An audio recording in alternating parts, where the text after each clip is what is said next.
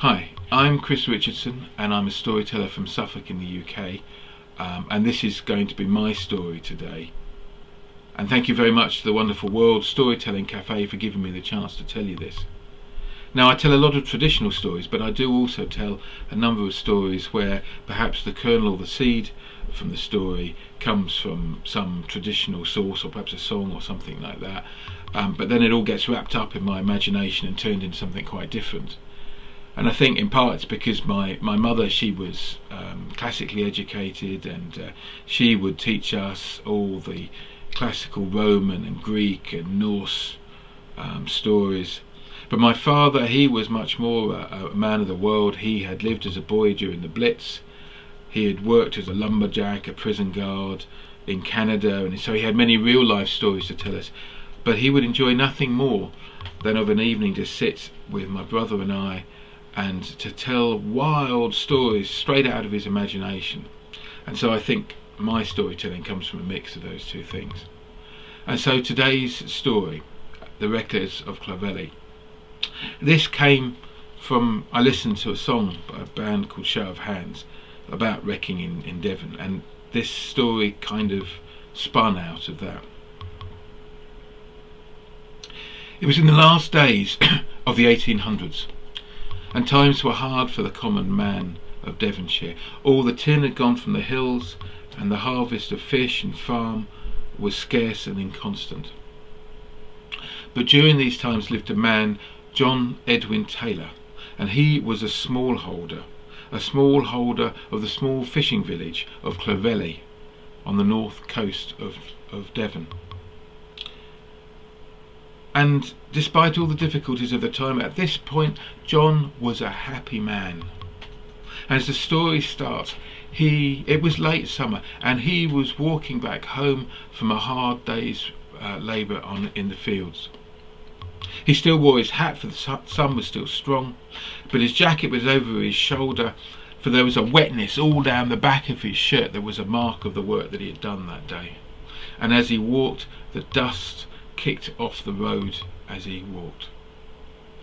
And he paused just before he turned the last turn to his home, for he knew what he would see and he wanted to drink it in.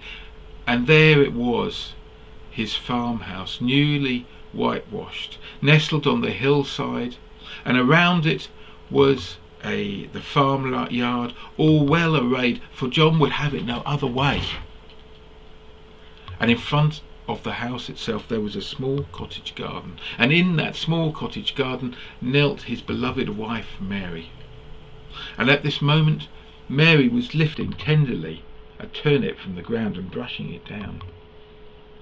But then she looked up and she could see John on the path walking towards her. So she smiled, pulled herself to her feet and smoothed her apron down over a swollen belly, for she was expecting John's second child. And she walked slowly towards John, and when they met they took each other by the hand and they just looked at each other and began to walk towards the open door of the cottage. They didn't say a word. They didn't need to say a word, for their love was quiet and contented. And when they reached the doorway, John sat down at the trestle table inside and kicked off his boots and sat back and took the flagon of ale that was already set there for him. And he watched as his wife began the small task of preparing the evening meal. And then he heard to one side the quiet, contented gurgle of his eldest son, Mark, swaddled in a corner of the kitchen. Life was good. But then fast forward a few more months, and John was once more in the kitchen, but now it was no sign of serenity. Now he was pacing up and down, up and down. He could hear from above the cries of pain of a woman in labour. And by his side stood his good friend, the parson. And the parson kept trying to put his hand on John's shoulder to reassure him. John, she is in good hands. All will be well. All will be well. Sit yourself down. Calm yourself. There's nothing more you can do. But John would have nothing of it. But then the cries of pain stopped, and they were replaced by the thin, reedy cry of a new infant. John rushed to the foot of the stairs, and there was the parson's wife, the midwife coming down the stairs, and in her arms she held a newborn baby. But when she got to John, she couldn't meet his eyes, and she passed his new son to him and said, "John, take good care of this one, for the cost has been high." And then she turned to the parson and said, "Husband, I did all I could, but she is in your hands now." So John brought the two boys up by himself, and it was hard, for not only did he have them, he still had the farm to look after, and all by himself. And on many an occasion the parson came to him and said, "John, John, my friend, do you think this is right? Should the boys not have a mother? There is many a woman in the village that would happily be your wife." But John was a proud, stubborn and upright man, and he would not trust the upbringing of his children to any but himself. And so they grew. As children grew, they grew and ripened like corn in the sun. And James the younger, he grew to look in many ways like Mary. He was quite short and ruddy both in his hair and his complexion. He had eyes that twinkled and a face that would break into the broadest of grins at a moment's notice. And he had inherited that green touch from both of his parents, for it seemed that any seed that he sowed would always grow and ripen, and any beast that he tended would thrive in his care. And so John knew that the small holding would be safe in his hands. Now Mark, the elder, he was quite different. In looks he took much more after John himself. He was tall and lanky, his hair was black and straight,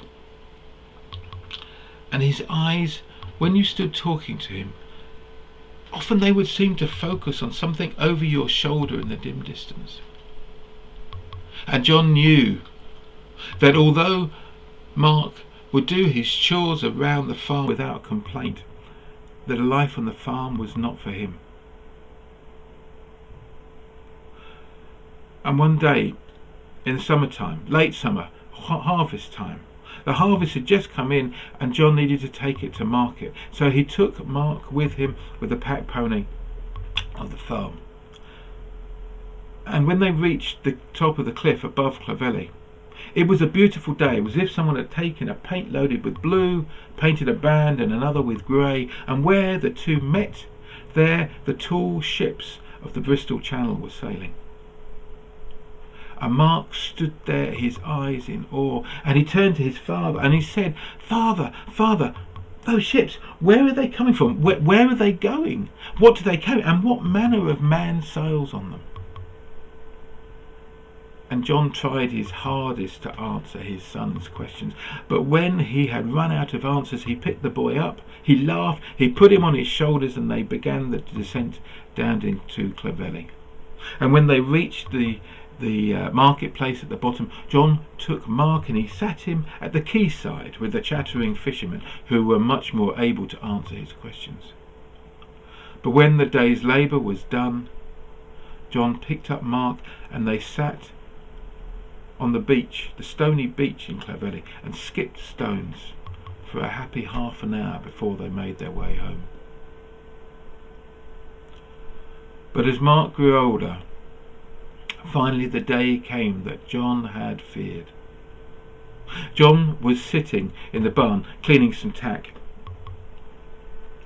and Mark stood there in the open doorway, his feet fidgeting, his eyes not meeting his father's. And he said, "Father, last week I turned 17, and today I have enlisted in the King's Navy. I seek your blessing." And John looked at his son and he said, "Mark, I knew this day might come, but I cannot say that my heart is not heavy. For the sea, she is a cruel mistress, and often she buries those that work with her."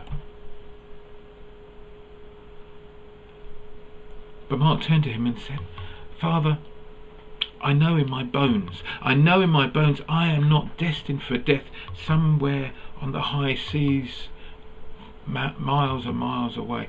I know in my heart that I will once more be on that beach with you in Clovelly, where we have skipped stones in the past. All well and good, said John, but even if you do come back to me, you will be at sea years, and much will pass.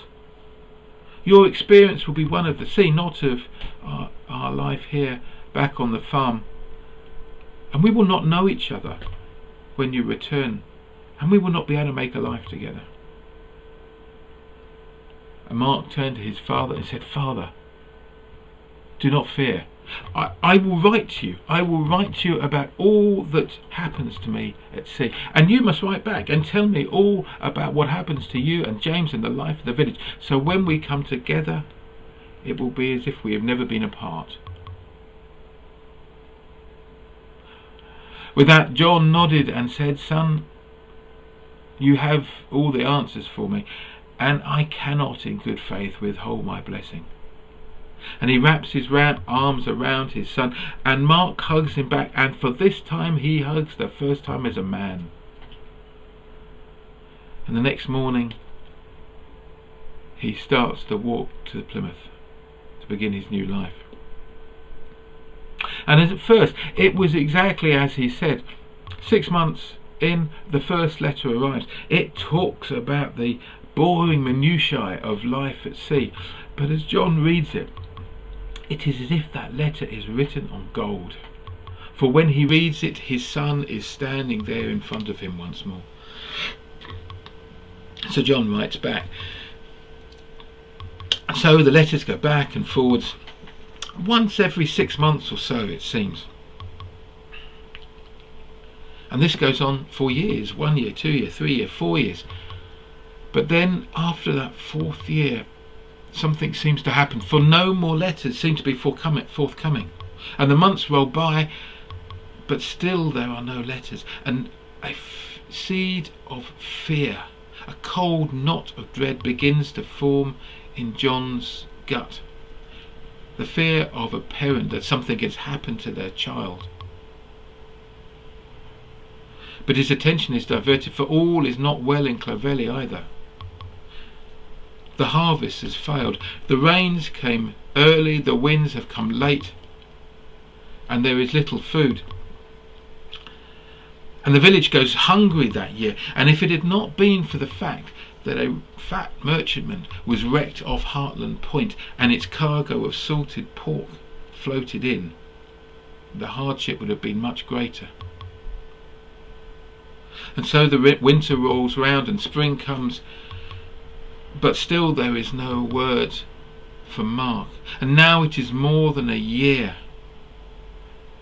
And now John really feels fear, the dread that a parent has when they know that the worst perhaps has happened to their child. And once more the harvest fails in Clovelly, and this time it is much worse, for all of those stores and reserves that they had the year before are all gone, and now starvation in earnest has come to Clovelly. There are children sitting on the quayside, their bellies swollen, crying in the pain of having nothing in their bellies. And then some of those of the village begin to remember those barrels of salted pork that had floated in, and begin to wonder aloud what it would be like if there were more. And so the wreckers come to Clovelly. At first just a few fishermen lighting a small fire on the headland. But after the first successful wreck, more and more the village take part, until as the winter approaches, all in the village are part of it. Even the parson is turning a blind eye. Only John and James will have nothing to do with it. John cannot bear the hypocrisy of men of the sea taking the lives of other men of the sea. But sadly it was not only John's life that was at risk. For hunger does not only kill by starvation, but it also weakens the body. And it weakened the body of James. And the depth of the winter that year, James caught a fever. It was a fever that under normal circumstances he would have shrugged off and worked through. That it did not leave him easily. And although John tended him every day, the fever worsened and worsened and worsened, until at the end of 2 weeks, poor James passed away. And the cry of anguish from John was loud enough so that those in the next small holding over swore that they heard his cry of grief. And he would not leave his house. He was stayed in his house so long that those of the village feared that he had taken his own life and began to wonder what would become of the farm. But then all thoughts turned to the sea, for a storm was seen, and in front of the storm a merchantman was running towards the safety of the Bristol Channel. And so the cry went up, "Wreckers, ho!" And the men of the village, they rushed to the cliff tops, where they began to set the fire, for they knew they had but a short time to get that fire burning hot and good before the rains and the water from the storm would make it impossible. And the day began to darken quickly with the storm. And the men looked up, and then suddenly they realised that John was with them, his eyes dull and his cheeks hollow, but he was working alongside them.